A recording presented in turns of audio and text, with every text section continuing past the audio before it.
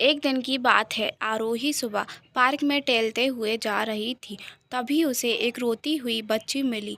आरोही ने उससे रोने का कारण पूछा तो लड़की ने बताया कि वह जिस गुड़िया से खेल रही थी वह इसी पार्क में कहीं खो गई है। आरोही ने उस बच्ची को उसकी गुड़िया ढूंढ लाने का आश्वासन दिया, जिससे वह बच्ची चुप हो गई। आरोही ने गुड़िया ढूंढने के लिए समय मांगी और फिर वो दूसरे दिन गुड़िया लाने का वादा करके वहाँ से चली गई। पर गुड़िया ना तो आरोही को मिली और ना ही उस बच्ची को। आरोही ने गुड़िया की तरफ से एक काल्पनिक पत्र उस बच्ची को लिखा और जब वह बच्ची पार्क में गुड़िया पाने की आशा में आई तो आरोही ने वह पत्र उस बच्ची को पढ़कर सुनाया। पत्र इस प्रकार था, कृपया रोना मत, मैं समय पर उस गुड़िया के बारे में तुम्हें लिखती रहूँगी, बस तुम रोना मत। अब आरोही रोज उस खोई हुई गुड़िया की तरफ से काल्पनिक पत्र लिखने लगी और लगभग रोज ही उस बच्ची को पढ़कर सुनाती, जो कि यात्रा का काल्पनिक वर्णन हुआ करता था। आरोही ने इस काल्पनिक लेकिन रोचक वर्णन ने उस बच्ची को रोने नहीं दिया। वह खुशी खुशी अपनी गुड़िया की घुमक्कड़ी के किस्से सुनाने लगी। अब वह खुश रहने लगी। एक दिन जब काफ़ी कहानियाँ हो गई तो आरोही ने एक दूसरी गुड़िया लाकर उस बच्ची को दे दी।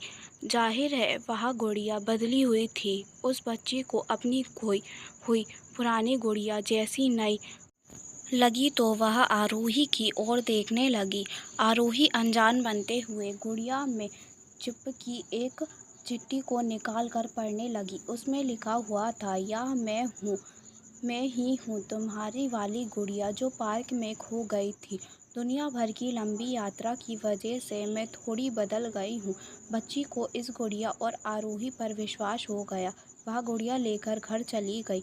वर्षों बाद जब वह बच्ची बड़ी हो गई तो एक दिन वह अपनी अलमारी में कुछ ढूंढ रही थी तो उसका ध्यान उसी गुड़िया पर गया जो आरोही ने उसे दी थी। बचपन की बात याद करके वह हंसने लगी। उसे सब समझ आ चुका था कि आरोही ने कैसे उसका मन रखा। उसे उस गुड़िया पर फिर प्यार आने लगा। वह उसे बड़े गौर से देखने लगी।